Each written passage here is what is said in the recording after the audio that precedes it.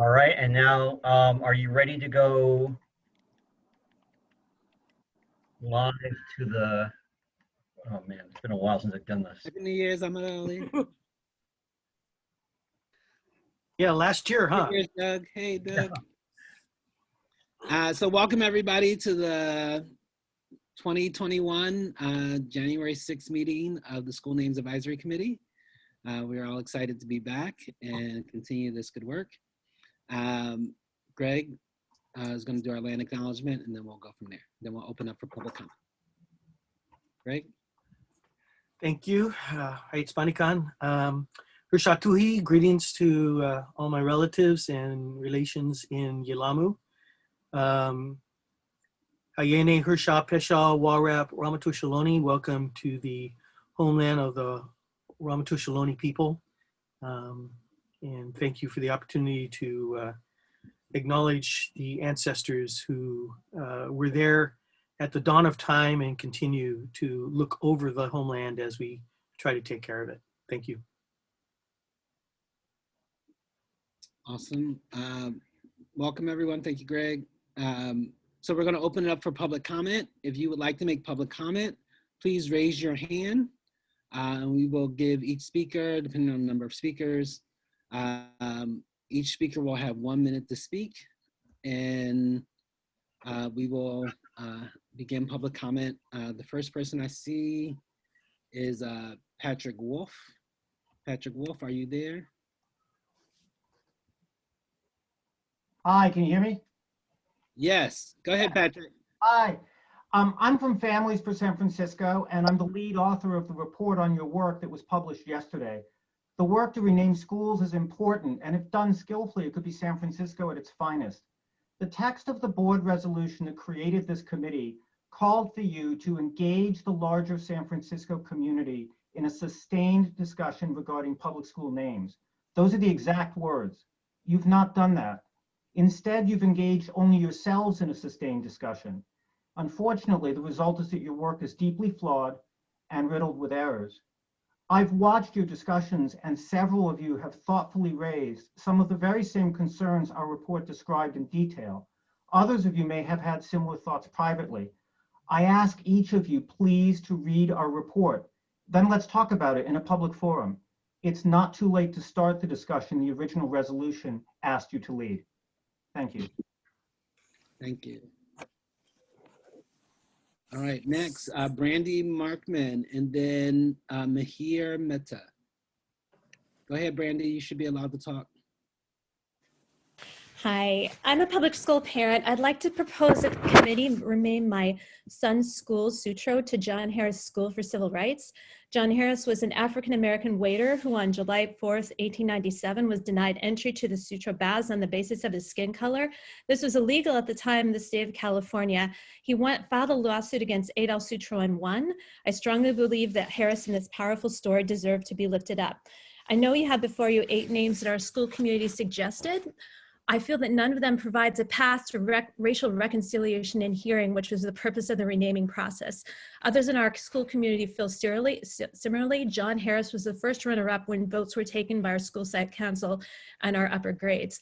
I also want to mention, for the benefit of the public, Families for San Francisco, which does not represent me as a parent, is an AstroTurf group, and San Francisco Ethics Commission's filings show that they're funded by the San Francisco Police Officers Association's corporate slumlords and billionaire Ron Conway. And I think it's important for parents groups when they come to speak to talk about who funds them, and so people know their agenda. Thank you. Thank you. Next, Mahir Mehta.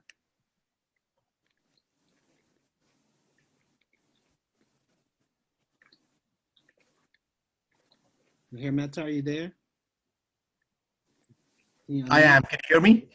Yes, go on. Okay. So I wanted to, I've not been extremely involved with this issue. I have 2 kids in public school and high school and middle school. And I wanted to draw everyone's attention to the Families for San Francisco report. I don't believe any of you have read it. It was just published yesterday. Someone sent it to me, and I spent an hour going through it, and some of the data in there is extremely enlightening And I think that this group here, you all making decisions on our behalf, would benefit greatly from actually following and reading some of the content in that report. I completely disagree with the previous person who spoke and said that, you know, how the group is funded. I don't really care how Families of San Francisco is funded. What I do care about is that as a constituent and resident of San Francisco, we have entrusted you with the responsibility of taking care of our school systems. And I think the way you've gone about the process of renaming schools is inadequate and needs much more rigor. Thank you. Thank you. If you're just joining us, we're in the middle of public comment. Please raise your hand in the prompt if you want to, in the Zoom controls, if you would like to speak at public comment. Our next speaker is Julie Roberts.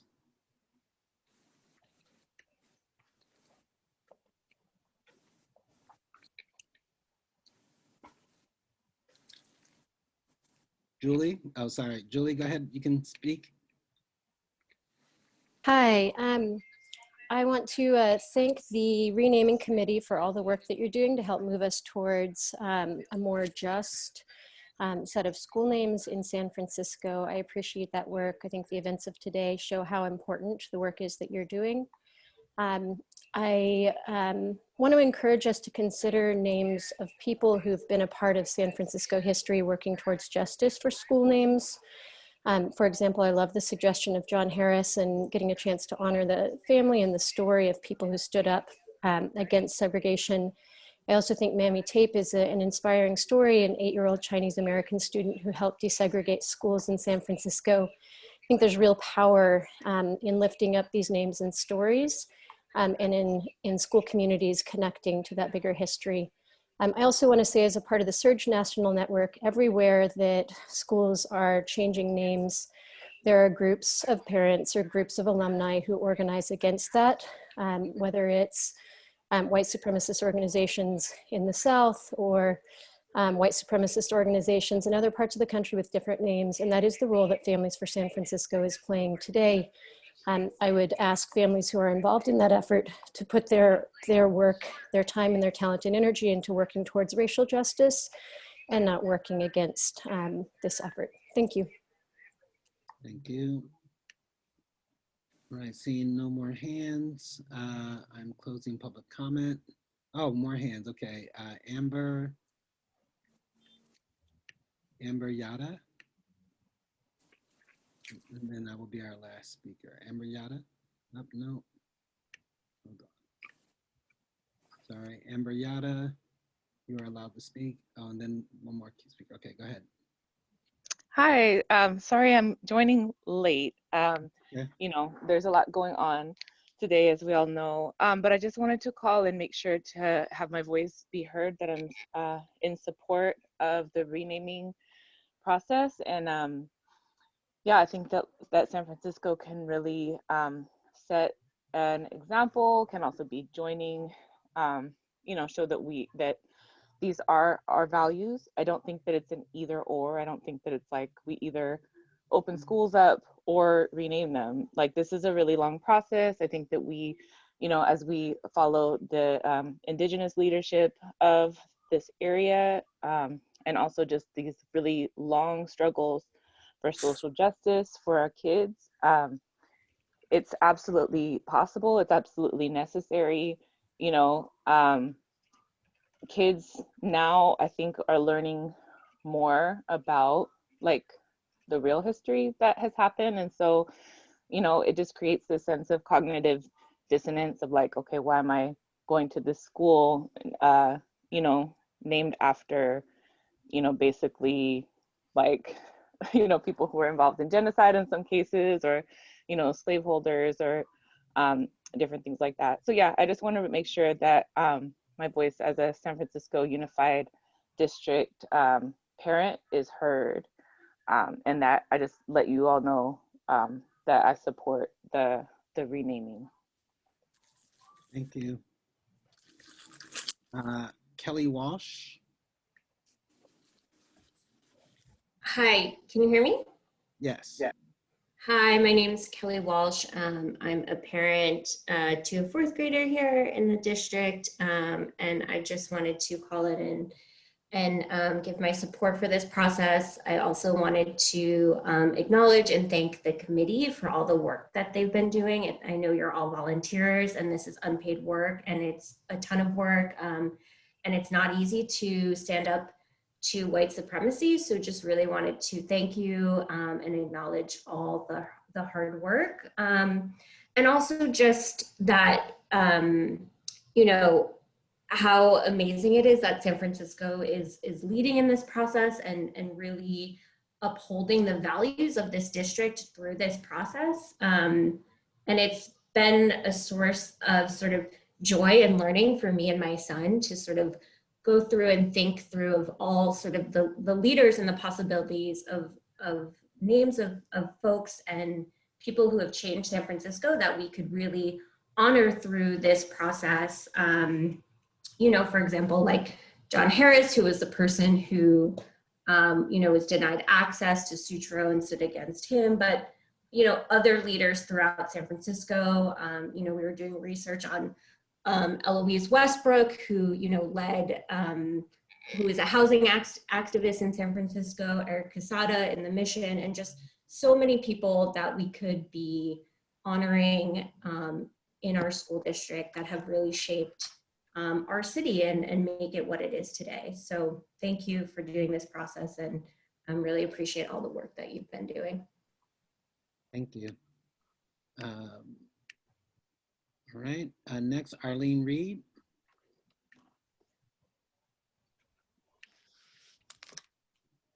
Oh, no, sorry. Arlene Reed, did you lower your hand? I guess that means you didn't want to, maybe I did that. Arlene Reed? Unmute. Okay. Okay, do you hear me? Yes, yes, we do. Oh. You could tell I'm not high tech. I'm sorry. It's okay, no apologies. Let me turn off the phone. See you later. Am I still on? Yeah. Okay. Yes, yes, you are, Ms. Reed. You may go ahead. I am here. I am an alumni member. I'm here to oppose the process that the school naming committee has gone through. This has been one from a top-down process rather than from a grassroots in the schools going up to involve all the schools, the students, the alumni, the community. I just feel like there was not a historic process here. I think it's really important to have history, not just little bites of it involved. I think your committee would be doing so much more if the various schools that are named to be renamed, instead of renaming them, if there would be a process of teaching the pros and cons of the individual. All of us are flawed, and it's just not, you know, for you to choose just certain parts to decide to change the names. At a time when kids are out of schools for almost a year, this process is going on. At the cost of $150,000 a school to change the name, it doesn't make sense while your deficit is so great. Generations of alumni and students have really loved their school, their name, their legends, their spirit. And by changing this, I went to Balboa High. But to change the names will do away with all of that. You probably don't know, but if you were older, if you ever met someone from San Francisco, the first question is, where did you go to school? That always means high school. And for you to just simply take that away is, I think, a crime. Use your information, involve more historic perspective to teach the flaws of the individual as well as the pros. I thank you, and I hope you will. Thank you, Thank you, Arlene. All right, I see Monica was here and then disappeared. Monica?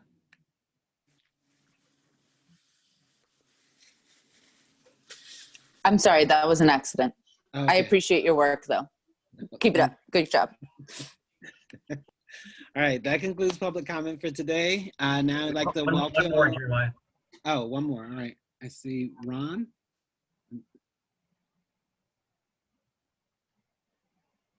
Ron?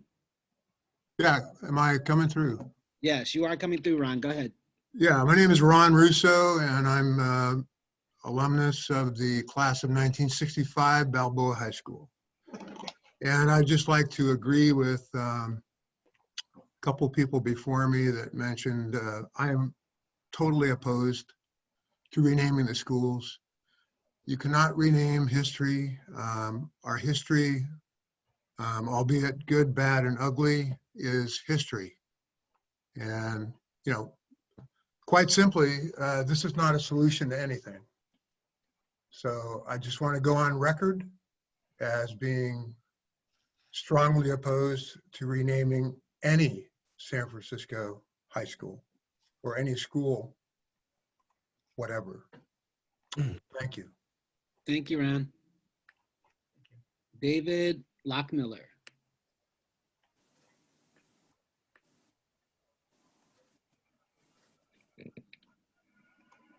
David?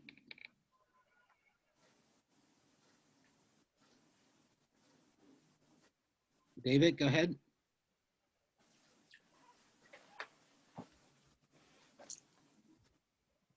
David? David, it seems you're unmuted, but we cannot hear you speaking. Your device may be muted, the overall device, so you may want to unmute your laptop, and then you'll be able to speak, even though you're not muted on Zoom.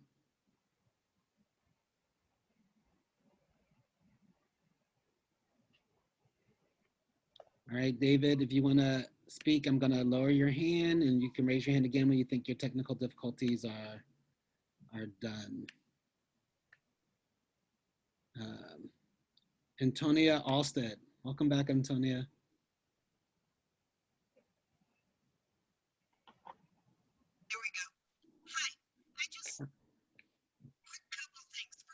Oh, Antonia, hold on, please. We can't hear you. Your volume's super low. Can you turn it up? A little louder? No, it's not. It's super low. I'll come back to it. Oh, that's better. Oh, that's better. Good. Yes. Okay. I just want to say a couple things. First, thank you. I know you're all volunteers. Secondly, I wasn't going to speak tonight, but to those that think that because some people oppose the school renaming, they're not white supremacists. So, I mean, take that very lightly. That's a very large term and label to put on people that have difference of opinions. That's all I wanted to say tonight. Thank you, Antonia.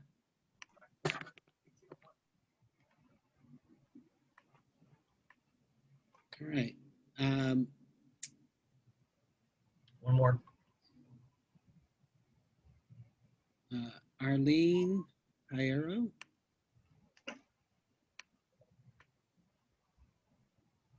My name is Arlene Hierro. Sorry.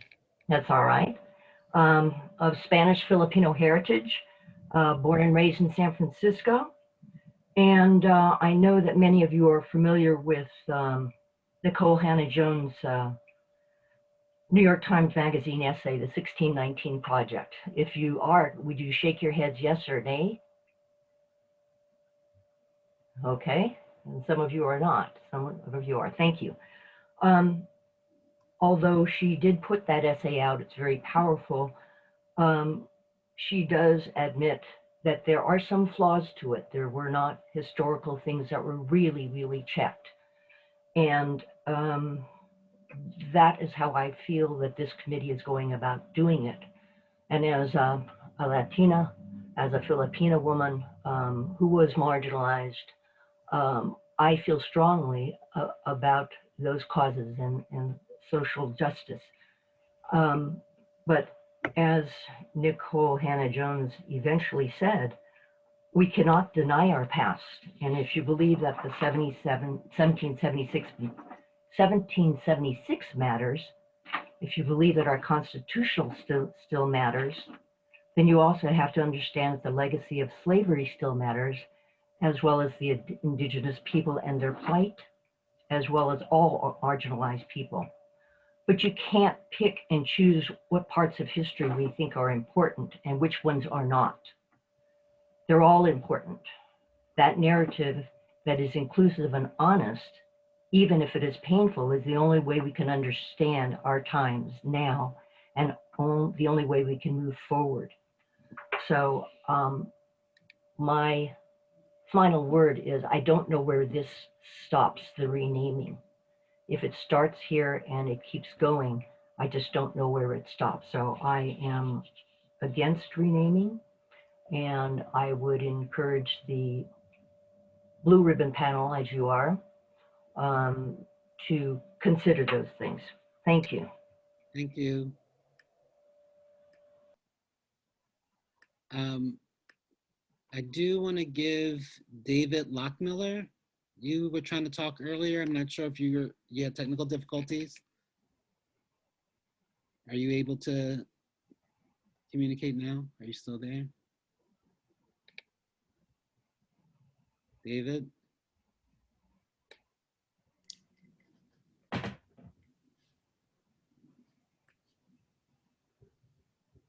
David Lockmiller, are you there?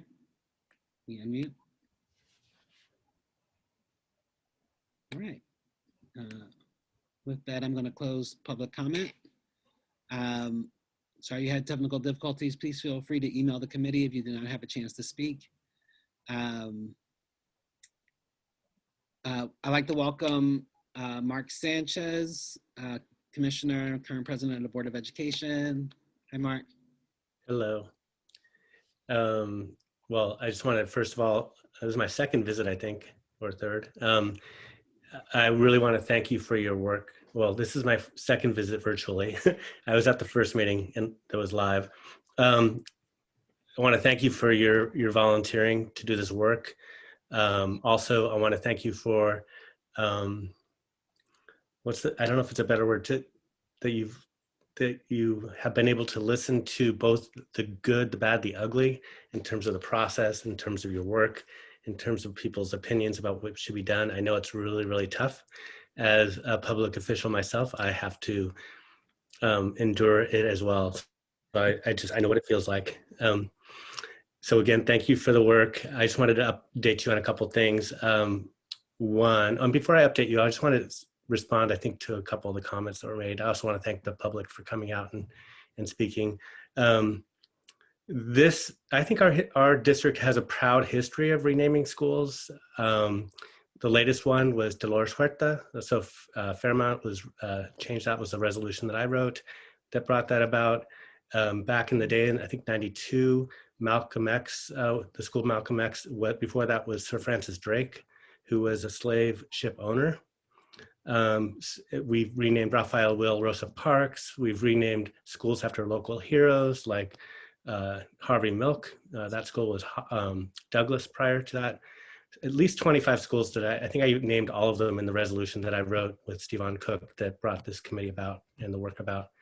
So we have a proud history of that, but we don't have a proud history of really looking at some of the more egregious names. And there's, I think, a lot of reasons for that. It is really tough to take on names that people just assume should stay. So George Washington is a good example of that, right? It's a really tough issue to tackle. So I really appreciate that you've done that work for us. So part of the update, I think you all know that we extended the deadline till April 19th. So we gave schools 4 more months to work on this. The board on January 19th will have a standalone meeting, and we will vote not on the new names, but on the names that were offered up, the 40+ names that were offered up by your committee. And the board will have an opportunity to hear from the public as well as you. And then we will vote on the names. And that'll give you know, for some of the schools, there might be a number of schools that are pulled off the list by the board. So we don't want schools that would eventually be pulled off to have to do this work. And then at the end of the day, their name's not going to be changed. So that's just a reality that we have to confront. So, and then after that, I would hope that some of the schools that are going to, especially the comprehensive highs, that are, I think, much harder to bring to this kind of conclusion, I think they're going to need a little help in the process. And so I know that you all have offered to help at the, when you apprised us, you gave us that update in November. It might look like that coming from the committee, or facilitation from an outside party, pro bono, for example. We don't know what that might look like, but I think that we should give consideration to help some of the schools that might need it. And I know Myong might want to chime in on that as well, but that's pretty much my update. And if you have any questions, I'm here to answer them. Yeah, thank you, Commissioner. President Sanchez, are there any questions for the Commissioner from the committee? Tomasita. Happy New Year, welcome. Good to see you. Likewise. Hi, Commissioner Sanchez. I'm glad you're here. Well, I was hoping today to propose a timeline where we have received information, we've read the letters, and sometimes there's some good information, some new information that we didn't have when we first reviewed the names. And when we decided on names, I thought it was under the understanding that we were going to go back and review them one more time before submitting them to the full board. So I was going to propose that we invite the public to send us not letters that just say, you guys are a bunch of communists, you know, we don't approve of changing the name.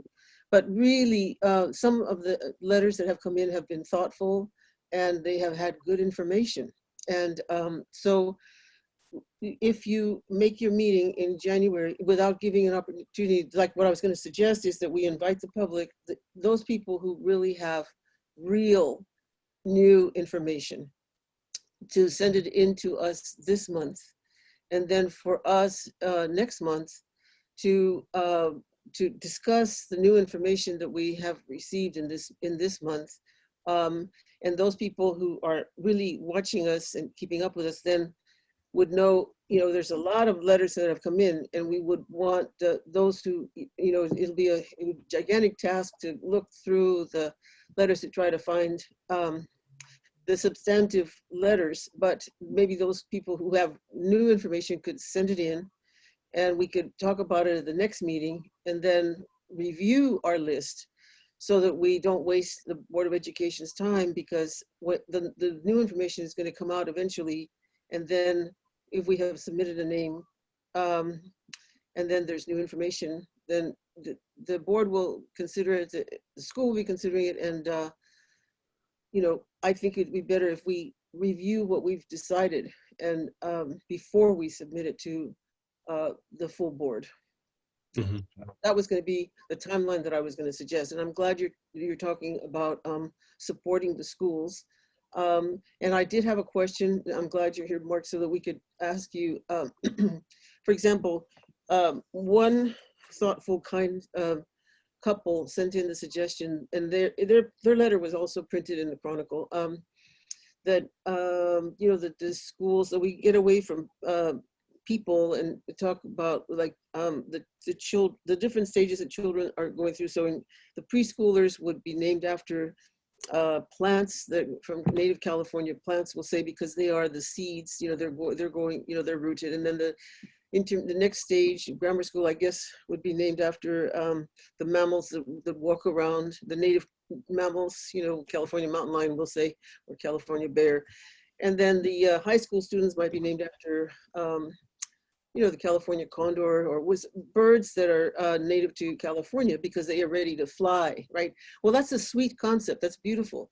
And that kind of suggestion, where could those thoughts be, you know, deposited so that they would be could be accessed by the different schools. And myself, you know, I personally would like to see people like Bruce Lee, who was born here and who is a great example of discipline, self-discipline, or Carlos Santana and Jerry Garcia, who are musicians from San Francisco, homegrown, who attended public school here and who have given much love and light, and of course with Carlos Santana and his Milagros Foundation has done a lot of good around the world.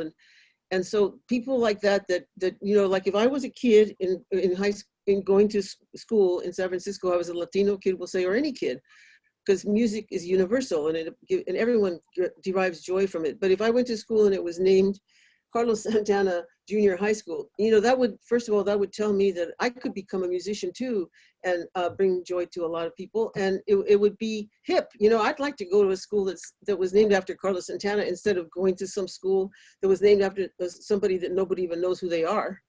And so okay, so there's that. Now, I do have to say to the people who have been calling in, who are from my generation, or who have been writing in angry letters about, you know, one lady said, if you change the name of my Tomasita, I'm going to ask you to refrain from responding directly to public comment at this time. It's not part of our agenda right now. And let's go on while we have the commissioner here and allow other people to ask questions if they have questions for the commissioner. I have one question more. Okay. So please ask that. Okay, wait. That it seems that the suggestions could be made to the principal of the school. If a person is from that community and they have a suggestion for a specific school, they could also send it into the principal so that the principal could bring it, include it in the mix for that school. Mm-hmm.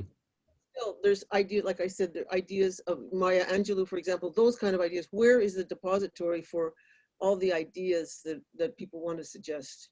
Or is it left up to each school community to come up with their own idea for their own school? Is that going to be the process? Thank you. Well, I mean, the last question, I think that your body has to determine that.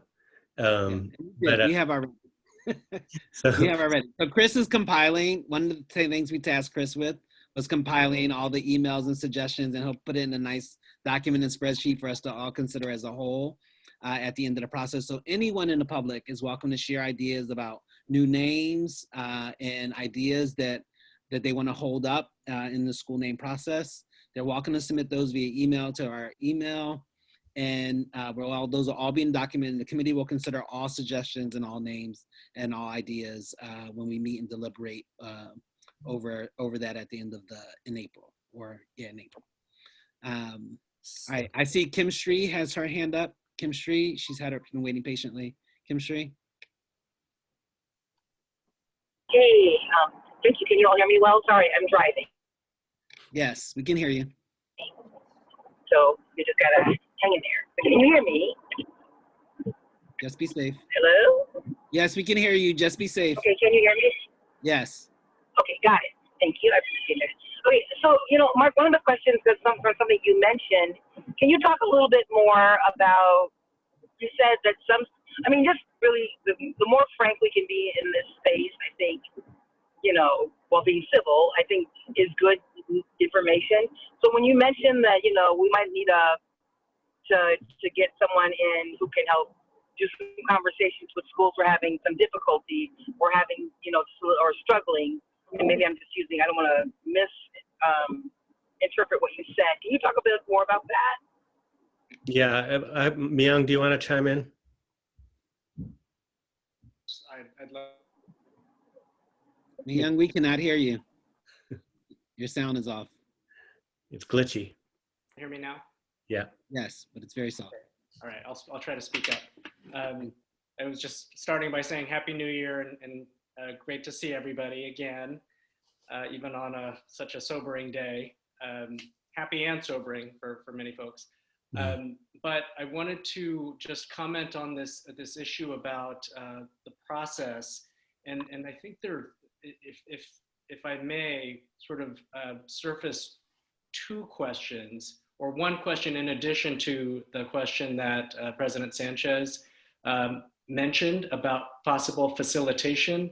And this is a slightly broader question that's come up about the processes that school communities or stakeholders at the schools, at the 42 schools, are meant to undertake. And the panel had discussed in one of your, I think it was one of your December meetings, or maybe it was in a November meeting, kind of giving instructions to the schools to have the named stakeholder groups come up with up to two names each, for a total of up to 8 names in the school community, or generated by stakeholders in the school community. And that has raised some questions about what the I guess about different approaches that schools may wish to take that have a more kind of coherent or cohesive approach, rather than just passing the Google form off to the representatives of those 4 stakeholder groups. So we were hoping to have you discuss that a bit tonight as well, about whether, for example, a school community might propose a process that works for them, that does align to the goals of being inclusive and not having, one person, principal or other person, kind of overexert their influence over the process, but could demonstrate that the process would be inclusive and have equal voice or distributed voice across the stakeholders, as I know you intend. But it just has kind of, some schools have had some struggles with the process as prescribed. And I know that was also part of the discussion at the Board of Ed meeting on November 10th as well. So that's one kind of a broader articulation of a set of questions about the school-based process. And then President Sanchez, as he said, and we've had some discussion about this, that if a school would benefit from, or if including in the committee's view, would benefit, if the process would benefit from having some assistance, facilitation assistance, then that would also be something that the panel should discuss, whether you would also agree that might be a good solution or a good option for certain schools. So I should probably stop there, because I think President Sanchez has more specifics in mind about what criteria might apply to those situations where a facilitator might be helpful, or might lend itself to a facilitator support. Well, not really specifically. I've heard from some principals that they just feel overwhelmed, and that they would not necessarily be able to bring their communities together, and that they want a different, I believe that they do want the change of the name, but they're just at a loss. And I just think that they need help. And that might be because it's a big school that has competing factions around the issue. And how do you navigate that as the principal, if you're actually just giving off to each group the responsibility? How does that principal bring them all together? So I think every school has their own issues around it. And then some schools, of course, have just run with it and embraced the challenge and are really coming up with solutions. So I think it's worthwhile for you to have that discussion, though, about how to deal with the schools that are really struggling. And that could look different ways. I just think that they're going to need some leeway to diverge from the prescribed process that you've outlined. So I would recommend that. And I just want to get back to the timeline when Tomasita was talking about, if you guys are meeting in February and have looked at new information, and then the board, you've already met with the board and the board's already voted what that might pertain. So I think if that's the case, I don't know if you'd want to meet. I don't want it to go too far into the school year for the board to vote. So I would say maybe if you were able to have a meeting, an extra meeting before, like, you know, I don't know when your next meeting is, but just so it's not too far down the line. And I know that's asking a lot because you're volunteering, but maybe that is something you could consider as well. Okay. Mary. Hi, good evening. Blessings to everybody, especially to our Ohlone Ramaytush people on this land. I think something in hearing this, I think communication is very hard. I think teachers sometimes or principals are put in a very awkward place in how they communicate with parents, staff, etc. So it sounds like what needs to be established is identifying who could facilitate meetings with the community and the community interest, because if I recall correctly, we did outline who we felt should be the participants in their advocacy for naming or proposing names to the school. But I think that where the principals have difficulty, and certainly they have a lot of things competing with their time and their focus, especially now, is how to bring those conversations together. And facilitating a meeting where people want to have the loudest voice in the room is difficult by any measure. I certainly experienced in previous meetings with a certain school that we went through a series of facilitating meetings and inviting, you know, alumni and everybody to the meetings, and we had a spattering of people show up at the meetings to voice their opinions. However, when that concluded, people were not satisfied with the process that was taken, even though they had been openly invited. But as an afterthought, they wanted to have the loudest voice in the room. So I think if we're not going to stick to our process and deviate a little bit, then to help the schools and to help the principals, I think essentially identifying facilitators, identifying when those meetings can occur, invite people. If they show up and participate, so be it. Limit it to a number of meetings for that participation. They either participate or not. And from that, we go back to the process that we outline in order to present the names from those meetings. That would be my suggestion. Thank you, Mary. Mari? And I didn't see any other hand raised. These are people, the hands that I've seen are folks who've used the Zoom hand raise feature. Or if anyone else would like to speak, raise your hand. If not, that's okay. We'll move on in the agenda after Mari. Mari? Thank you. I just want to say first again, thank you again to Brother Gregg for always opening up in land acknowledgement and welcoming us on your homelands and reminding us that we are on unceded Ramaytush Ohlone territory that is definitely unceded, and our public schools sit upon that unceded land. With that, I want to say thank you also to Mark for engaging us in starting this process almost 3 years ago, if not over 3 years ago. And so I want to remind everybody, whoever's listening and people are committing, that this work has been over a 3-year-long process. I know our committee, we started meeting over a year ago now, right? Because we met last January, so now it's been a year. But it took 2 years just to even form a committee and to find a great group of volunteers like us to start meeting. And I want to say I concur with Commissioner Sanchez's remarks. Like, I don't want it to go longer either. And I think that was the sentiment that we had last fall when we were making the deadline of when schools were supposed to come back. We actually, remember we had a first deadline we were proposing in October. Then folks were like, nah, let's give some more time. So it was December, now it's April.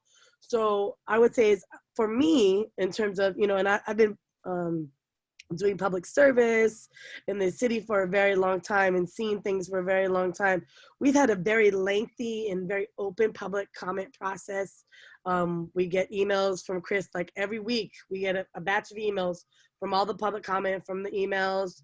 You know, we have public comment first thing. A lot of other places, you know, when you go to a city meeting sometimes, or, you know, you don't know when the public comment is going to show up. But most people know first thing, we have public comment right on the dot. They get ready, then they can go out if they need to be. So I would just really continue to urge, and I want to agree with you, Commissioner Sanchez, that the time is now. I think even more, you know, of all the things that we're seeing what's happening now in our nation's capital, right? And what's happening with our country, right? This is another a hard moment, another hard moment for this country to look at, right? Of what's not working. And clearly, like you said, Commissioner Sanchez, we've renamed schools before, whichever way the school name went. So it's actually part of our kind of our SFUSD culture to rename schools, you know. And I would definitely urge schools, if like 50 years from now, they're like, hey, we don't like that name, and like we want to honor someone else, that's their process. They're feel free to do that. So I just want us to keep moving forward. I think we had a very lengthy, we met for over 3 meetings, I think, Jeremiah. We went over each school name. You know, we went over 200 school names. We've had an amazing process. There's no reason that we would need to repeat anything. We did the work. We have the documents. We've done the stuff. We're just waiting for the schools to hear back. That's kind of where I'm at. And I'm glad, I think for me right now, this meeting is actually our debriefing meeting and kind of like whatever we want to talk about. And even on top of that, to just add on top of everything, Mark, you may know this or not, but we actually had a debriefing about how our process went last fall, right? Remember, Doug, you asked if we could have a debriefing meeting, and we did that. And we debriefed for almost 2 hours about how our process was. So we actually already did a debriefing about our thorough process. I don't know how much more thorough we could be. I would like to continue our process and keep moving forward instead of continually analyzing the 3-year process that has already started. I just want to let the whole committee know that, public comment know that. And again, I want to thank you, Commissioner Sanchez, for all your hard work, and to, you know, our school district staff too. And I also want to offer, I know you said that maybe people to help out pro bono. I would say, you know, there are people here on the committee. I know myself, I would love to help out. If any schools need help with their process to figure out, they need help with facilitation, I'm here. I'm a parent volunteer. I'm committed to this public school district. This is my city. I want to see the school district grow in so many more ways. I would love to offer my help to any schools. So if any schools, again, I told that to Chris, told it to Myong, I said at the school board meeting, I'm telling it to Mark Sanchez, and I know there are other people here. I bet Maria and like so many other people here would love to help out with that. We could be the pro bono. We are the pro bono, actually. We're the volunteers. So I just want to be very clear about that. Thank you all again, everybody, for your time. And let's keep going, right? Like, let's not get distracted. There's a lot of noise today, but let's stay focused because we have a goal and we're doing legendary work. This work will stay around for generations. Thank you all. All right, Maria and then Doug. Hi everyone, Happy New Year. I hope everyone's doing well. So I just wanted to add something in very quickly. As one of 2 students on the committee, this is something, you know, I'm sure the public knows when the criteria was made, and this was before us students were on here, the criteria was made and the public was there. And it's just something like we look at the criteria and if names match up, that they go on our list. And, you know, a lot of the names, the public feels as though they should be taken off the list. It's just that they met the criteria and that's how we roll. And then later on when the Board of Education reviews the names and if they feel as though some of the names weren't meant to be on there, or, you know, maybe they shouldn't fit the criteria, they don't fit it, then they'll take it off. I just feel like the public should know that because a lot of students have given feedback as well. And a lot of the blame is going on like, oh, they did good things and they did bad things. And we understand everybody's human, we all make mistakes. But it's like we're following our criteria. And I just feel as though like the final decision will be made by the Board of Education, and the public should know that. And that's all I want to say. Thank you. Thank you, Maria. Doug? Yeah, I wanted to second what Tomasita said about the timeline and the expectations for that first criteria, that it was sort of a quick way to hash through 100 and something schools and get down to a list that we could talk about. So I want to second her comments on the timeline suggestion. I also wanted to bring up that the core values of the district are students first, and sometimes reading the letters, I wonder how. So events change. You know, we started this 3 years ago, and no one could have predicted that we're going to be in a pandemic and students are going to be trying to attend classes from home and virtual worlds on technologies that are new or that they don't necessarily have. And the scale of the problems facing students today, the isolation, the technology challenges are just, they're overwhelming. And this is not, you know, we need to respond to events and we should weigh things accordingly. Renaming a school, as my daughter said today, is that they can't even enter. She's like, what are you guys talking about? Like, I don't see why you're doing this. We can't go to school. I want to go back to school. So I think that's very real. That's students first. And we need to remember that the students come first. Okay, thank you, Doug. All right, see no other hands. Kim Shree, that a new hand? Kim Shree? Oh, sorry. Before you go, Kim Shree, Noah, and then Kim Shree. Oh, thanks. Sorry, I thought we were kind of at the end here. I see that David Lockmiller's hand is still raised. I don't know if that has been that way the whole time or if maybe he's back online and would be able to speak. Okay, let's try it. David, are you there? David, are you there?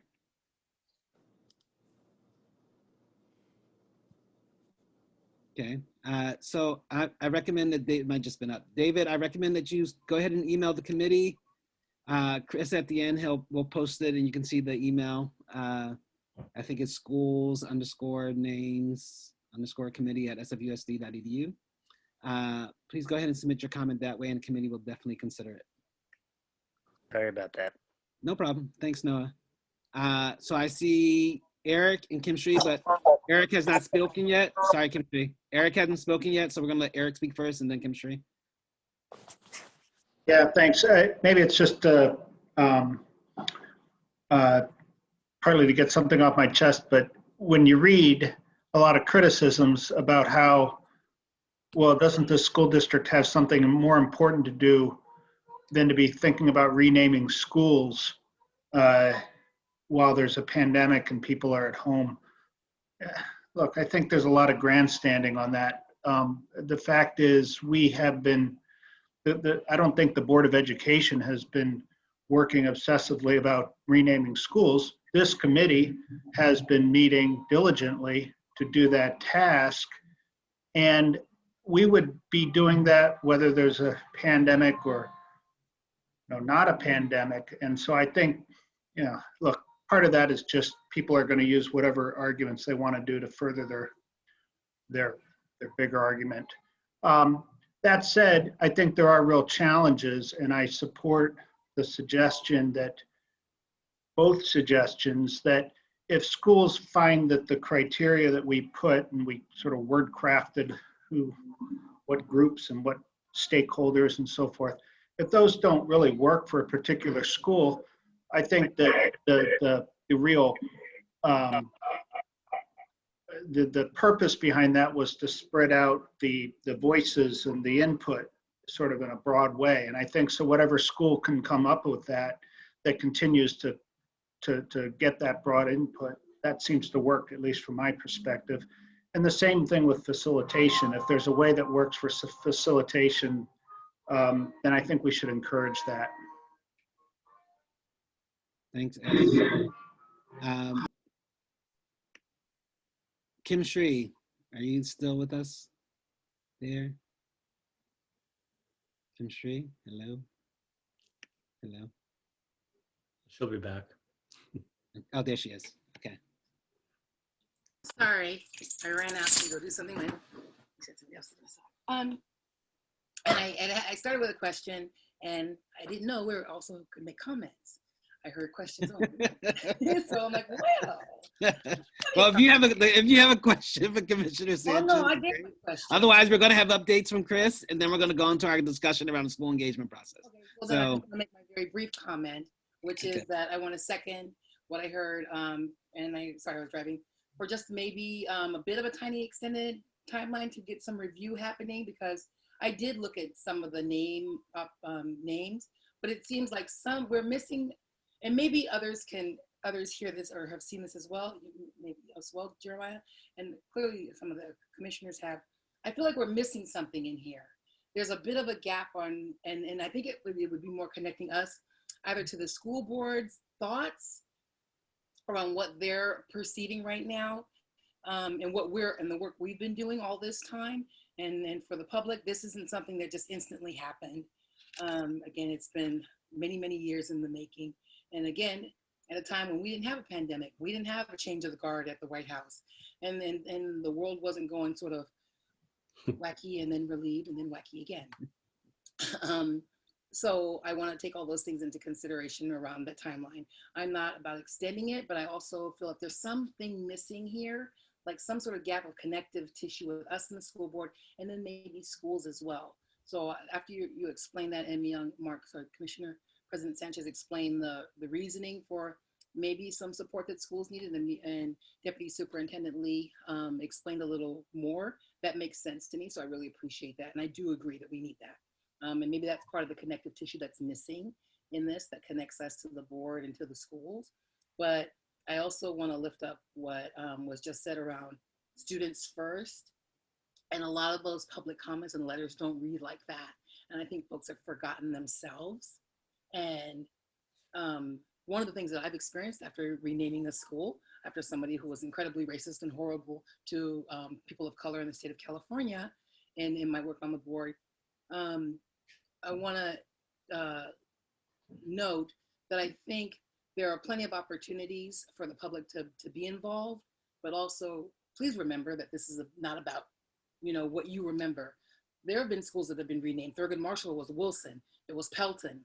But when people go there and you ask them what school did they go to, they say the school that they went to when they graduated. Oh yeah, I went to Pelton. And I know that was Wilson, changed to Thurgood. Right? Oh yeah, I went to Wilson. Oh, right. That's now Thurgood Marshall, right? So you don't lose that history. You remember the school name when you were there. Mm-hmm. That's part of your history. And I want to lift that idea up, that all of a sudden it just doesn't become a blank slate. You keep your history with you. And I just want to make sure and remind the public of that. Yeah. Thank you, Jeremiah. All right, so let's, Madi, you have something to add? I think that was perfect. We should move on. Great. Chris, so we're going to move on. Thank you, Commissioner Sanchez, for coming. Feel free to stay with us. I trust your work. We appreciate it. We'll see you in January or maybe early February. Give me an update after Jeremiah. Okay, no problem. And Myong. Thank you all. Cool. Chris and Myong, you're going to continue with the updates of what's gone on since our last meeting? Sure, Jeremiah. So I think we can go through this very, very briefly, because I think all the panelists have received the updates since. But and President Sanchez really hit the key things for where we are. But we went through, but it's been 3 months since we met.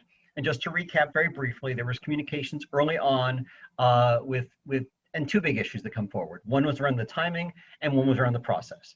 In terms of the timing, there was an initial extension to December 18th, which everyone I think is aware of. As President Sanchez noted in his remarks, that's gone further now to April 19th to allow schools.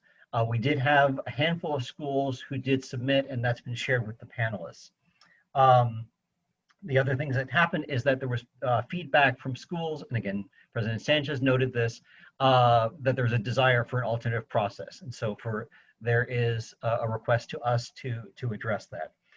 And the last thing I wanted to note is that there were two schools that reached out, Sanchez and Alvarado, both who noted that our research seems to be identifying the wrong person. So they've given some pretty compelling and documentation around what's happening there. I'll be summarizing that as part of the initial screening that the Board of Ed will be doing. It seems likely that the schools are named after individuals that meet that are still in compliance with the criteria of this committee. But that will bring forward, I didn't bring that as an action item tonight, but that will be brought forward and shared with the Board of Ed, and with the likely expectation that those will be pulled from further consideration. Chris, just to clarify, you said they still meet criteria, yes. or they do not meet criteria based on the new. Sorry. Sorry, I always get this wrong. So they do not meet the criteria, therefore they should not be recommended. Thank you, Chris. Will we get a detailed email of who those, like, why do they don't? Like, I would just want more of an explanation. Sure. No, I'll be putting that in, and that will be part of the package that's going to the board, but I'll call that out separately so that that's information is shared in advance with the panelists. Okay. Can you also share that with the committee, so we know, in case people ask us? Oh, that's what I meant by the panelists. All right, go ahead, Chris. No worries. Go ahead. Okay, no, that's really it. That brings us up to date. Oh, okay, can you talk about the communications with the principals thus far? Sure. So we had a series of communications, and I believe copies of all these have been sent to the board, or sorry, to the panel. The initial was the back and forth. That was the initial communications were about the process approved by this panel, which was, as Mark Sanchez described, that was, and Myong as well, describing that the principal would reach out to the different stakeholder groups. So stakeholder groups would work independently. Come up with 1,091 days. Don't listen to that. Come up with suggestions and bring that back, and will be summarized for the panel. So that was the early October. Part of the October communications was also to extend the deadline to 12/18 after further consideration. And then there was another communication later on, this was around November 20th, extending the deadline, presenting the ways that folks could present a more prescriptive approach to that. And then followed up with the last communication was really about extending the deadline to 4/19. The one thing in that last communication, though, was that we promised that there would be a follow-up around a possible process for how to do that. So the schools have one process forward, which is to use the 4 stakeholder groups. They're asking for an approach to do this as a community. I think we've got some general components that should be in that, but we haven't put forward any sort of prescription on that. So that summarizes the communications today. Thank you, Chris. We appreciate that. All right, so moving on to item number 4, which is discussion around the process and school engagement process. We had the extended deadline to April. Schools are asking for feedback and alternatives to the process that we laid out, which was that each of the stakeholder groups be engaged and submit feedback on a Google Doc after they engage their own process. There may be some need for clarification for that, because based on some of the emails that we've received, I noticed like one principal basically seemed to have given suggestions, sort of gathered everyone's suggestions and then sort of parsed those out and then let people vote on those suggestions, which was not the intention based on my understanding of what the committee had asked for. So they will need to be recommunicated with about how to engage that work. So I open it up to committee members to talk about, well, first, let's sort of get a temperature check of where people are, that we want to be flexible with schools in the process that they engage. How do people feel about that as a first step? Can you restate the question one more time? Sure. How does people feel about having a flexible, like having it not be super prescriptive, but having a flexible option or alternative options for schools to submit, to engage their school communities, an alternative process to be able to engage their school community. So can I see fist of 5 on where people feel with allowing an alternative process for schools in addition to what we prescribe? Can I ask a clarifying question? Sure. What is the alternative process? Like, what does that look like? Well, we're just saying, can there be an alternative process, or are we saying you have to stick to ours?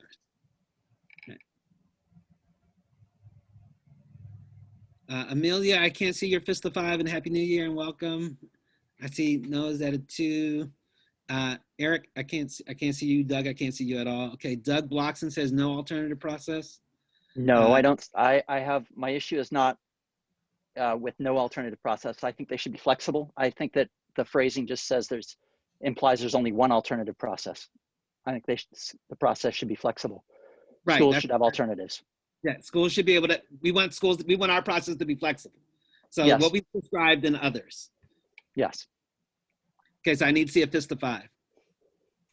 So I don't see any blocking currently, but I see Noah's 2, and again, Amelia, I can't see you at all. So Amelia's just told me her video is not working, and she is like a 2.5, 3.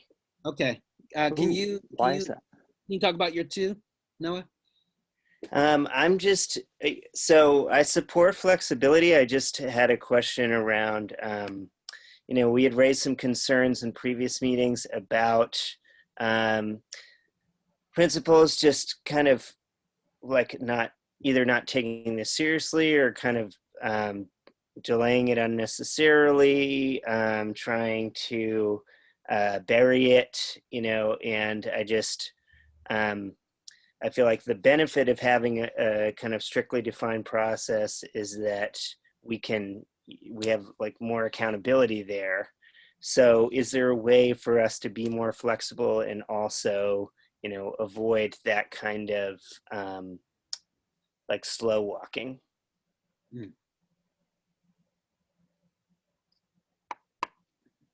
Any responses to that? Thomas, I see your hand raised, or Myong? Tomasita, please go ahead and I'll follow you. Tomasita, you're muted. Tomasita, you're muted. Okay, now can you hear me? Yes. Okay. I think flexibility is good because each principal knows the community. They know their school community.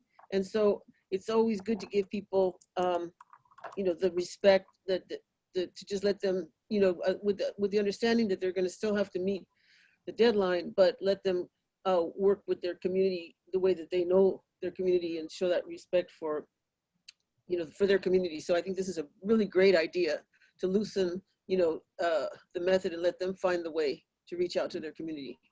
So I support this strongly. Can someone try unmuting or asking Amelia to unmute? Sure. Amelia, I'm gonna unmute you. Thank you. I've been having the worst tech issues today. My apologies. Yeah, let me see. All right, and thank you. That's not working. I got the notice. And unfortunately my signal also is horrible here, but you can hear me. Yes, we can hear you. Awesome. So thank you. And yes, Happy New Year. So I just wanted to chime in, and I've been listening on. I was on the other side when it all started, but in regards to why I'm at a 2.53, to me, flexibility, and when I say flexibility, it's not like, okay, you can take all the time in the world. It's more of the, flexibility in that, like, if you need support and you need some more time and there's good reasons for it, of course, I think everybody should have that chance. The other thing too, that I wanted to mention earlier on, I just was not able to do anything to speak. Sorry. I really think that there has to be some sort of system in place for accountability for the administrators at the schools. I have personal friends with children at some of the schools that are on our list that have mentioned to me that they have not heard about the changes at all, and that they found out through the newspaper. So, that at least for me, that was just a worry. And I just wanted to share that here at this group, because I know we've been talking about how there may be some hesitancy maybe from some principals, or maybe it's actually not even that. Maybe it's just the you know, maybe it's just the process needs to be clear, something like that. Because I'm pretty sure, you know, folks are all, you know, willing to work on it, especially if the school community was already interested in doing this. So I just wanted to put that out there. And that's why, you know, I'm halfway with the flexibility, just making sure that we still stick to some sort of timeline and guidelines are followed. That's all. Thank you. Okay. Myong? Yes, thank you. So just a couple of points of information, and then maybe Chris and I could tag team and elaborate a little bit on some thoughts that we might put for consideration on your part. One is that the set of information, the communication that has gone out from Chris and me on your behalf to the respective school leaders was very clear about the deadline. So in terms of the timeline, they have gotten an instruction that the deadline has been extended if they wish, if they need more time, to go as late as April 19th. But that's a clear date that's been communicated, and there wasn't anything about, well, let us know if you need more time than that or anything like that. That was based on discussions with President Sanchez. So that I hope is clear to all of the schools. What was also made explicit in the most recent communication, which was in mid-December or so, was that every school leader was responsible for notifying their community, which had not been made explicit prior to that last contact. So I believe to Amelia's comment, we have tried to be clear or clearer on that point, to say at a minimum, you have to notify your school community that this process is taking place and that your school is identified as meeting one or more of the criteria. So that, I think, I hope that, and I don't know about the timing, I'm not going to put anybody on the spot about, you know, who you heard from when, but we hope and expect that has been clarified as well. We did also, and I think Chris mentioned this, but maybe we can elaborate a little bit. We did also in November send out a survey, a little questionnaire to all of the 42 schools, asking a number of questions, including, you know, what steps have you taken to notify your community? How far along are you in the process? Have you identified, you know, alternative names? Do you expect to meet the December 18th deadline? That was at least communicated at that point. So we did get a lot of good information from every single school responded to that survey. So that was a good set of information we got from that questionnaire. And then if I can maybe pivot a little bit, just to elaborate a little bit on some of our thoughts about what flexibility might look like in terms of process. We do not propose going from the process that you identified back in the fall and saying, well, you can completely disregard that and come up with whatever process you'd prefer.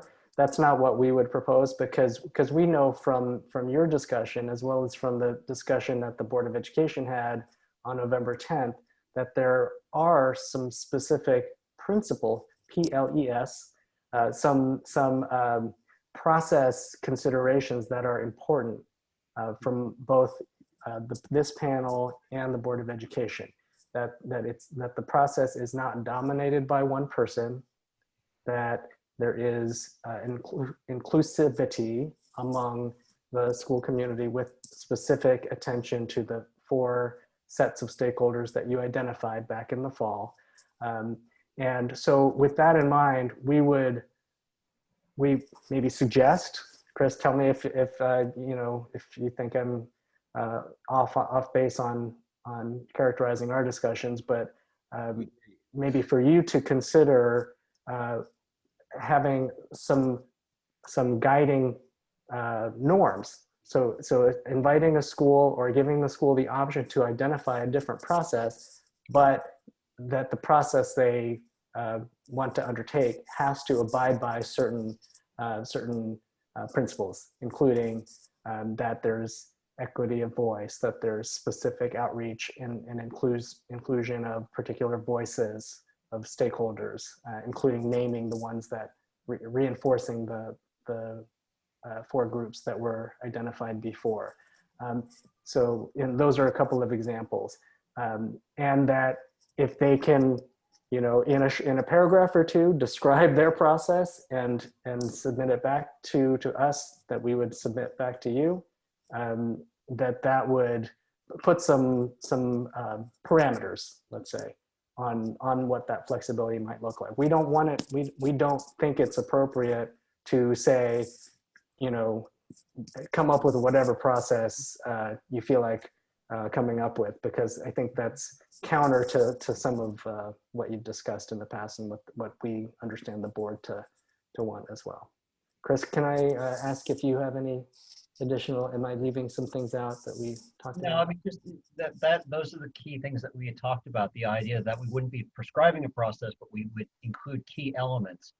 The idea that we would both kind of balance between honoring the desires of the schools and what they've requested, but at the same time, acknowledging and keeping the core tenets of what this committee wanted to see and continue. And so if we can strike a balance there, saying that these are essential to put in there, but you have the freedom then to craft something as long as you recognize what this panel wants there. And if that's just to tack on the point about facilitation, just to thicken the plot a little bit more, in that communication, we would also propose including whatever language is appropriate about facilitation to say, for example, if your community is strongly interested in having facilitation support, to check this box or let us know that that's the case, and by this so that we can by this date, by a certain date, exactly, so that they could sort of self-identify that they're interested in that. Thanks, Myong and Chris, for all that thought for and communication. We are grateful for that and your time and efforts, particularly over the break. I see Madi and then Kim Sri. Madi, and then Doug.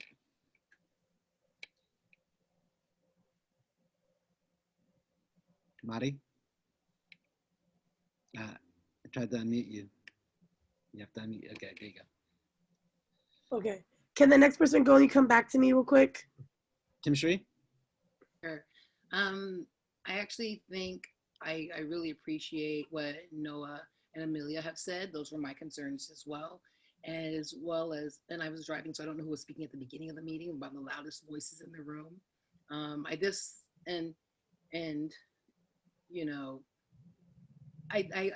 want schools to have some flexibility, but again, how we say it will be everything. Because I think there are just some folks out there who are itching for a school to have some flexibility so they can get their hands on the process. And so I would, whether they say they want facilitation or not, I would hope that someone can be in those schools that have some flexibility to monitor that process and make sure it hasn't been hijacked by folks who just aren't in favor of really doing what we are charged to do. And that's why I had 3 fingers up instead of the full hand. I had those concerns.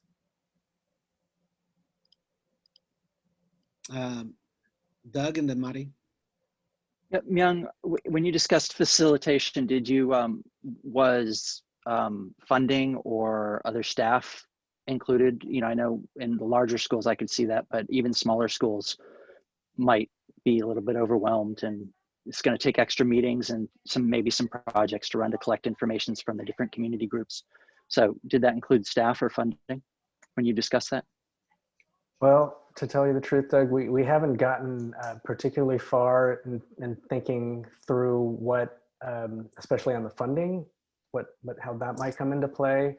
We did, Chris and I did discuss that, having heard some of the comments that some of you had made about your willingness to participate in a role like that, and also Chris and I may be able to, there might be cases in which we could help as well, but also if there are cases in which another individual, sort of currently a third party to this, to this group of folks that have participated so far, might be helpful. Like maybe we could help identify those such folks and broker a contact or a connection.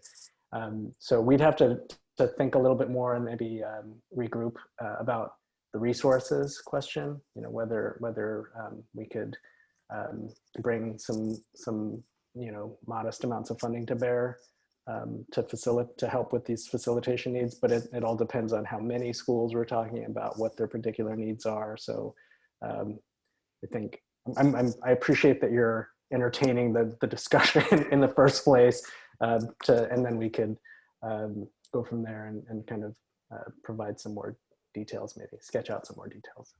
Okay, thanks, Myong. We're going to go to Greg first because he's spoken less than almost everyone else, and then Mari. Greg, go ahead. Oh, and I had taken my hand down because I think some of my concerns have been addressed. Even though I put up 5 fingers, and I should say that coming late into the process here, coming in June or July, whenever I first was invited, which I appreciate, that always felt that the process was a little vague to me, and I think therefore vague to the community. And it certainly, one thing that struck out is that the cart was before the horse. That the community needed to be engaged first, but that's not how it worked out. We're kind of going back to that now, and I was concerned about how that would work out at this point. And I think Myong kind of addressed some of those concerns I have, not all of them, but enough of them that I think we do need to engage the public. And for me, the process is odd. I'll just say that bluntly. It's always been odd. In the context of working with government agencies from federal down to local level, I am used to processes that are odd, that aren't aligned with, let's say, the cultural values of the tribal communities that I work with.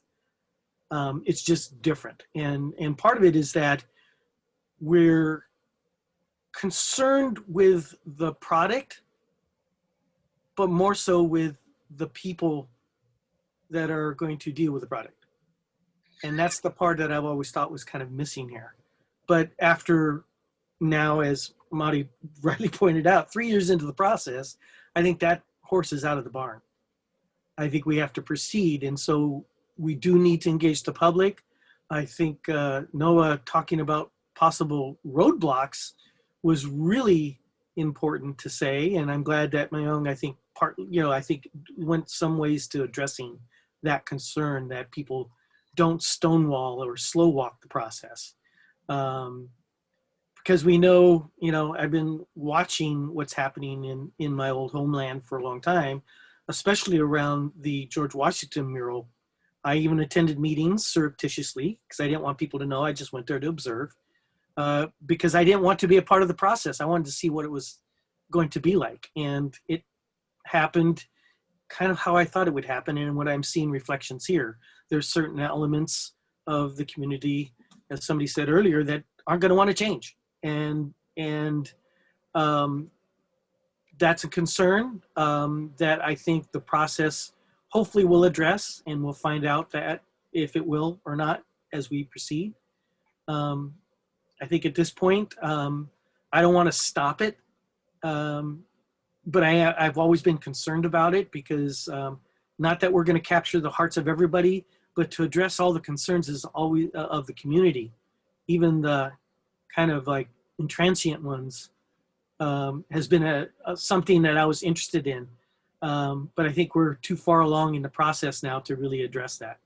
And that's in in spite of the fact that the outcome so far for the names that we've looked at has been what I would want. If I were given the powers to choose on my own, I'd probably choose those names, including, and maybe a few more that we haven't chosen. But I've always been equally concerned with the process, and that based on people that I know that have been working on this issue for decades, literally, especially around the Indian mascot issue. I know some people in the state who dealt with this when they were in junior high and high school. Their parents now, their kids are going to junior high and high school, and guess what? The issue has been raised again because the parents who were there in the school 20, 30 years ago are now using this as an opportunity to raise the issue again. And I don't want to cycle this every 20 to 30 years. I think that, you know, that if we can somehow come up with a process that minimizes the people that have the legitimate concerns, but that aren't just stonewalling, I think we'll go a long way to improving the process and the long-term outcome of what we're doing. Thank you, Greg. Madi, and then I have a proposal. Go ahead, Madi. Okay, so thanks everyone for all your comments. Thanks, Noah. Thank you, Brother Greg. Thank you, Mary. Thank you, Kim Shree. I agree with a lot of the comments people are saying. I'm vibing on a lot of people say. I do want to add one more thing that kind of came up so far during the process so far. And I want to piggyback on what Amelia said is there were different times that SFUSD students and SFUSD parents and SFUSD teachers would tell me that their principal did not even notify them that there was even a process to be happening. And I'm talking about like October, November, you know, like before we even talked about extending a deadline, and like long time. And there was even one school, specifically Mission High School, where the teachers in Mission High School were like, oh, okay, great. Like, let's get our process started then, like, you know. So they got their process started, however they, you know, whether it was like I think it was a Google form they decided on how that they would vote as teachers. And then their principal actually sent out a whole email telling them that they need to stop their process. And so I want to see that no matter what process, if we're saying we're open to alternative processes or not, that a principal of a school can't go, hey, I'm going to shut this down because it's not fitting with what I think is supposed to be the way. Because the process that we outlined before is supposed to be free from principal input. And I want to keep that like that. We did that for a reason, right? So I don't want it to be, you know, the principal's like, oh, I want it to be like this, so it should be like this. I want, you know, students, you know, like I bet some of the students we have in here, you know, I'm trying to remember what it was like when I was a high school student. You know, sometimes I always feel like you could say things, and if your principal goes, oh, I'm gonna shut this down, you know, or your principal kind of skews things. Do you see what I'm saying? Like, I want students, I want teachers, I want staff, I want school site counselors to feel like that they can openly say whatever suggestions they feel without principal input or principal influence. I would not even input, I would say principal influence. And so that was just that one school, but there were other schools like there was, I think there's a middle school that starts with M, or elementary school that starts with M, or whatever. One of the parents actually invited me to their Zoom meeting. So I went out just watching, and then I noticed the principal was saying some untrue stuff about our process in the community. And so I was texting her like, actually, that's not true. This is what's supposed to be the process. They're quoting incorrect stuff. So I guess back to Myong and Chris, like, how do we make sure, you know, now we have April, right? And so I don't want like, you know, it's March, like, oh, we need more time again because the principals aren't distributing, you know, the information correct, because this keeps happening, right, in SFUSD. And I want to be very clear, this is not just in this process. This happens in other levels too sometimes, right? So I want to make sure that moving forward, the principals are very clear that they're not supposed to influence the process of their school. They're supposed to disseminate information of here's how the process is supposed to go. Please go do that. They also can check on people, and they're supposed to take back the information and then send it to us. they're really not supposed to do much and everything. So I want to make sure, how can we do that moving forward? And I know this is a topic we talked about, and I know we all agree and we're all on the same page. But when it comes in practice, what I keep hearing back, like, you know, there's a lot of SFUSD students, like I've done workshops in some SFUSD schools. And then like I was at Lowell and I have, you know, Zoom chat.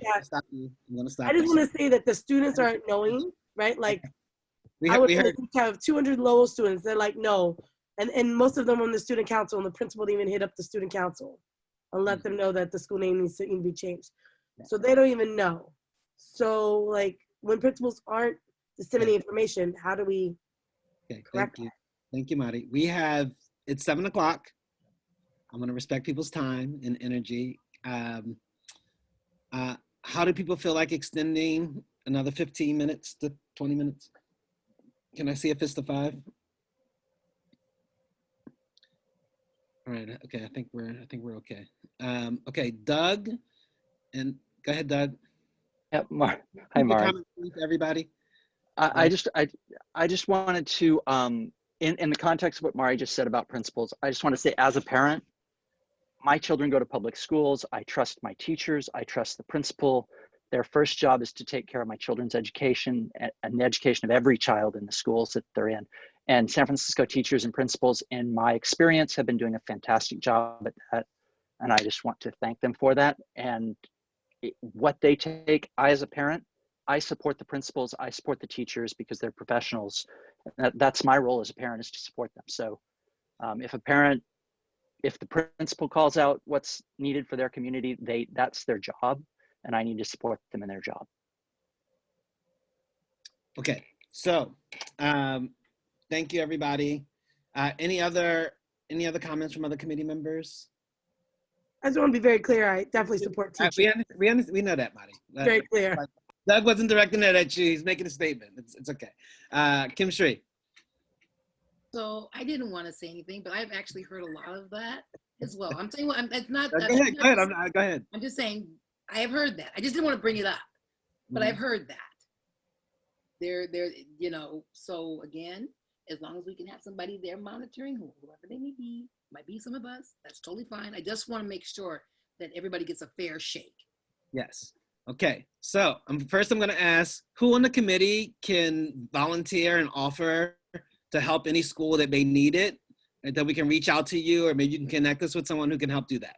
So I see Gaynor, myself, Kim Shree, Noah, Mary, Madi, Maria, thank you. Okay, that's great. That's a lot of people. That's great. We go in teams. We can go on teams too. That's fine. Amelia? And then I also just wanted to keep in mind that I did hear earlier a comment about maybe the people that are outside of our group, right? So you said connecting to others. Yes. I really do think there's a lot of value in that, especially for community involvement. And there's a lot of folks that are really interested, right? I mean, they're here attending and whatnot. So I actually do have a few folks that I have in mind that I'll share information with you offline as to, I think they would be great because they're already involved in this process. This is a great way to have them. Okay, so I think we can comfortably offer support to schools, Myong and Chris, who want help with their process, thinking through thought partners. I would just request that they make their request within the next week or 2 weeks, and that we get started and set data set for that time that works for those facilitators within the next 2 to 3 weeks. And that process and thought process happens within the next 3 weeks. And so, so there's going to be a need for a somewhat immediate communication around that. Is the committee comfortable with that to address that particular concern? Are there any blocking concerns around that? Okay, seeing none. Okay. Second proposal, that we communicate based on our previous conversations, the things that we want to communicate it. So Chris and Myong, based on what you told me, you had shared, I had written down, and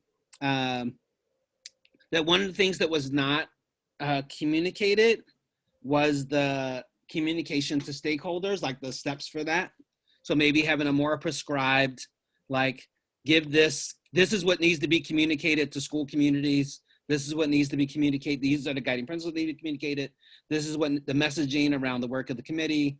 This is what, this is how these stakeholder groups should be given permission and what your actual steps of your job to collect the Google, to get the information from them, put it in your Google form and set a date for yourself when you need to be able to input that by to get that official document back to us.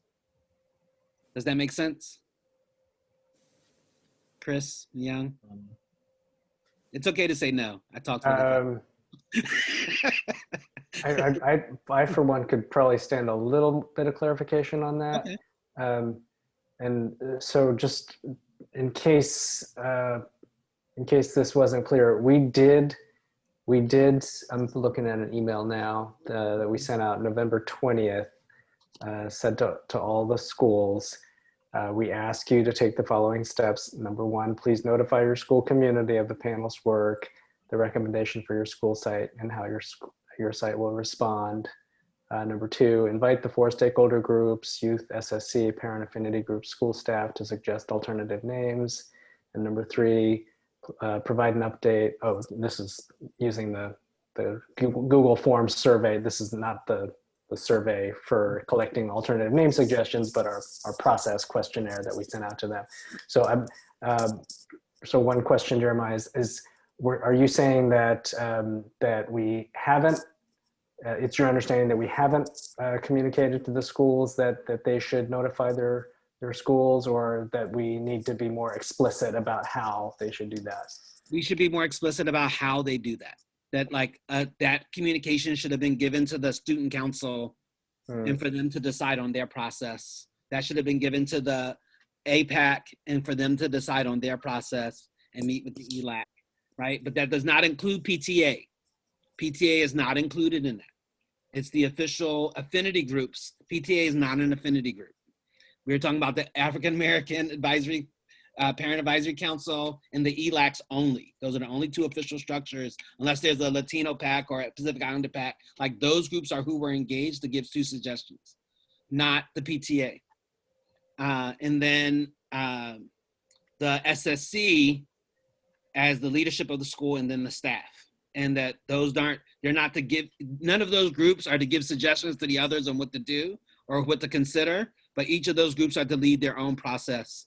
It's both a leadership development and a trust for them to lead that process. Now for elementary schools, that may look a little different, but whoever their staff person is should be leading that discussion with the student council at their school site. If there's none of those bodies present, like I think one of the EDD campuses don't have necessarily those structures, then we can work, and that's where the flexibility would be. And then we can talk about that. So, because I think once they don't have those things available at their there's such a small site. Right. So I mean, I think part of the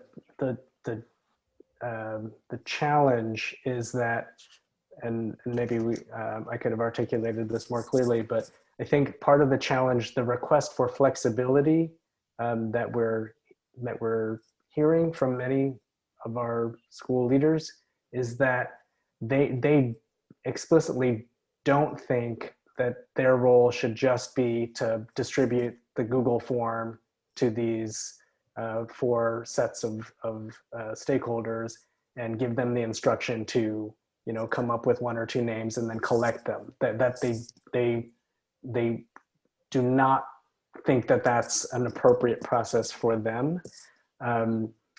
So that's part of the rub, I guess, in terms of flexibility. Or is the panel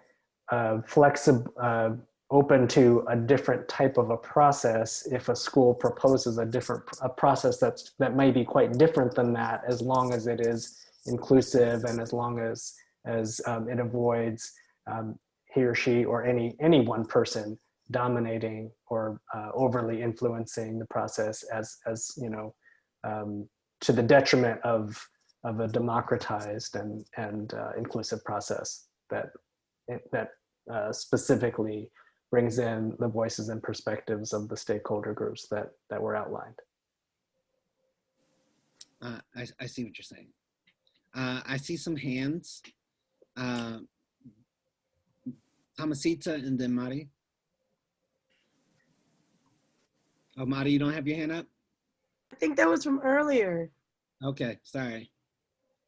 Okay, lower your hand. Tomasita, did you actually have something to say about the process? Okay, go ahead, please.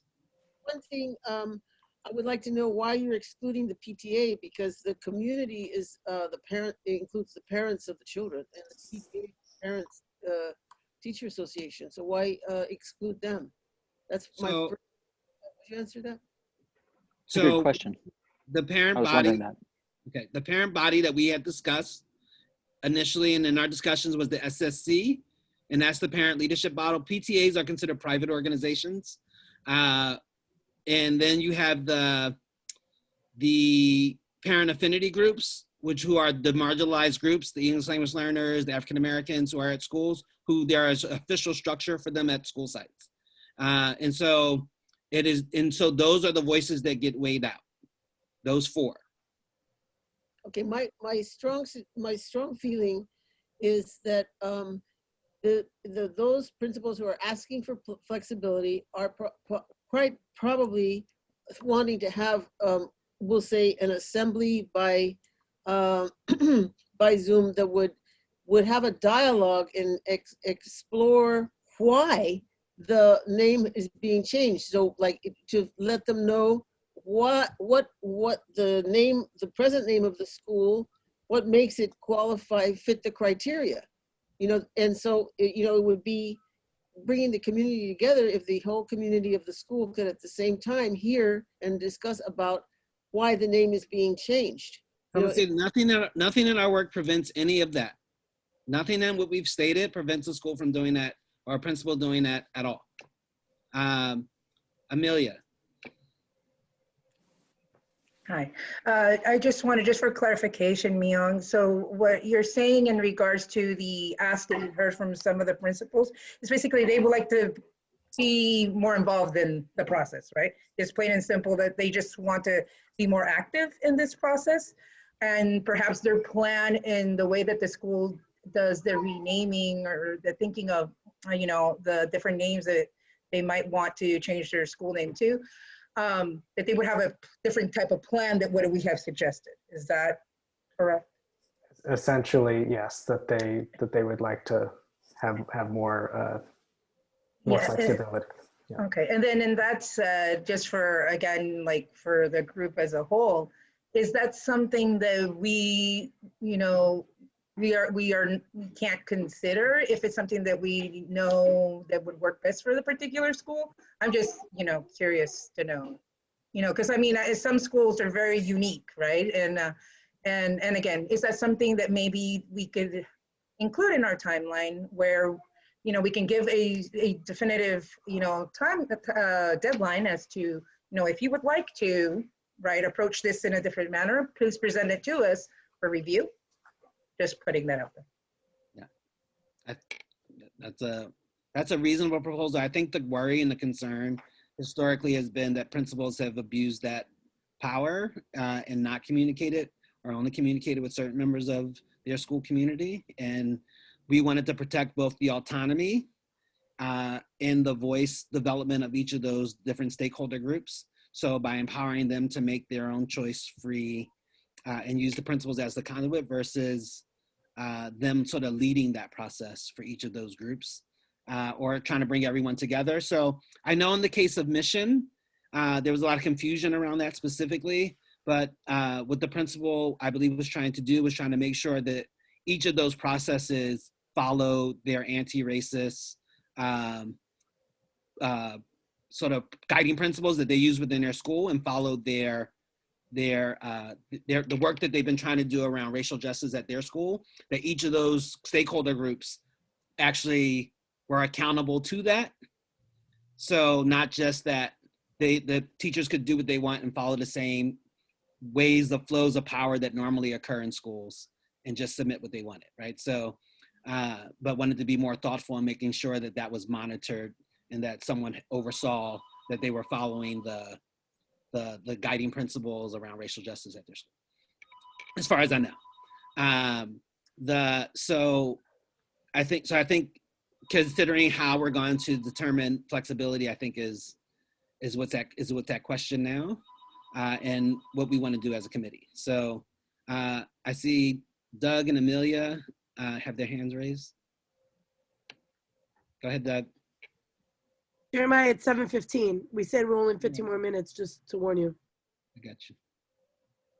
So, Myong, our charter was to be advisory. My read of the charters, we're to be an advisory committee to the board. And when we go, it's us. I've heard the board tell us as a committee, putting on my business hat. Board just told us as consultants, we need to come up with a more flexible way for the schools that they're going to then go. This board's going to take to the schools and say, here's another proposal. And it's not really our position, our role as volunteers to tell schools what to do. That's the board's role. They're elected to do that. The administrators are hired to do that. It's not our volunteer role to do that.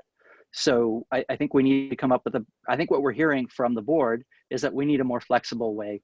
We need to provide more flexibility for the schools to come up with the naming within our principles. I think the essence of that, I agree with Doug, but just to be clear, the board as a whole has not had a deep discussion about this issue. This has been something that several of us have discussed with President Sanchez. If just given the hour, if I can offer a suggested next step, Sure. that builds off of all this. Young, before you do that though, Yes. I do want to hear from Amelia. Sure. Okay. She's okay. That actually was that I had not lowered my hand, so. Okay. you're good. Okay, go ahead. Okay, go ahead, Myong. So if it's helpful, Chris and I could draft a communication that encompasses all of this, including the mention of facilitation and our understanding or our thinking about how we might articulate on your behalf what flexibility might look like and the norms that would have to be adhered to in a different proposal. So we can draft something, we can discuss it with, I might suggest with Jeremiah and Mary as the conveners and also consult with President Sanchez. And then if that suits, if what we come up with ultimately is considered suitable by that group, then we're in good shape, I think, to send something out within the next few days to the schools, give them that 2-week time frame to respond, including saying what they may request in terms of facilitation support. And then we can email the whole panel the communication that's sent out to schools. Thanks, Myong. So can I get a fist of 5 on Myong's suggestion on where committee members are? I see a 5, 5, 5, 5. Can you please restate the suggestion? I'm sorry, I had to start making food for my kid because it's dinner time. Y'all, I got a 4-year-old. I mean, I understand, but I can't have a 4-year-old hungry. Basically, Myong and Chris are going to go back. They're going to draft some language. They're going to share with Mary and myself and Mark. And then if that's okay, it's going to go out. They're going to communicate out to let people get back to us within 2 weeks about where to go next for their school and if they need support. I agree, but can I be added to the list of drafts that it goes out to for people to read? Thank you. Any blocking concerns? Awesome sauce. Way to go, good people. All right, thank you, Myong. And Jeremiah, what happened? I think Tomasita motioned that we, look at the timeline, and I seconded it, and I don't think we ever acted on Tomasita's motion. That's not how we make decisions, and things have to be on the agenda, Doug, for us to discuss that. Can we get that on the agenda? How do we get that on the agenda? So can we put that on the agenda with that? Make a suggestion for that, but I'll circle back and talk to you and see if it's needed. I think Tomasita made the suggestion, so can you circle back with her? Yes, for sure. I seconded it. Thank you. You're welcome.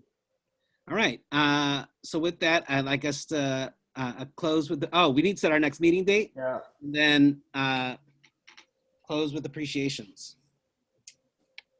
Date suggestions is so.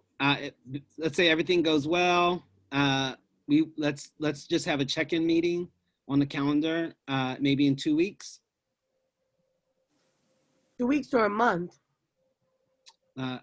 Actually, not a month. Definitely not a month. 3 weeks. Sorry, in 3 weeks' time. because then that'll give 2 time. weeks. I thought we needed 2 weeks because we're Right, accelerating. we're because the moving. board is Yes, moving. yes, yes. Yeah, Okay, 2 weeks. 2 weeks. 2 Right. weeks. Sounds This good. day, 2 weeks from now. Is that okay for everyone? Is that after the Yep. board meeting? Let's get it done. Yeah. After the Clearly, board. the board would have met by then. All right. Awesome. So that's our date. All right. Appreciations, and then we'll close. We'll just take a few. I want to say I appreciate Brother Gregg for always doing our land acknowledgement and being here on this committee with us. And I also want to say I agree with your sentiments. I've been working in SF policy for a long time, and as an Indigenous person, sometimes it's very, very hard because some of these same cultural things aren't the way I'm used to personally as well. I also want to say thank you, Mary Trice Allen, always for your eldership and your reflections and what you say. I also want to give a big shout out to my toddler who every time when we meet and we extend the meetings, they're not eating dinner. So I really want to remind people, like, if we did a process before, please refer back to the minutes because we've done some of that before. So big shout out to my toddler who goes hungry during dinner time most time during our meetings. So thank you, everybody, for all the work. Myong, Chris, Jeremiah, everybody. To the youth, I want to even Doug. Big shout out to you.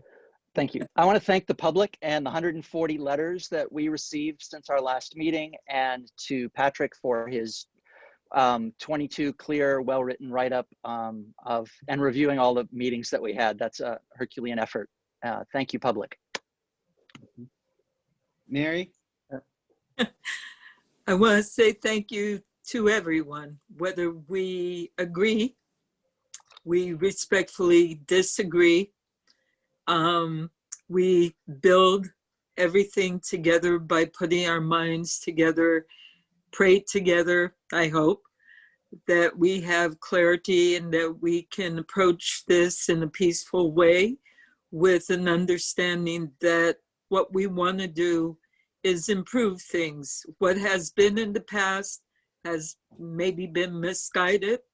We're tasked with trying to clarify things and make things right because we have a future generation depending on us to make good decisions and give leadership and give example that we can collectively come together and do what's in their best interest.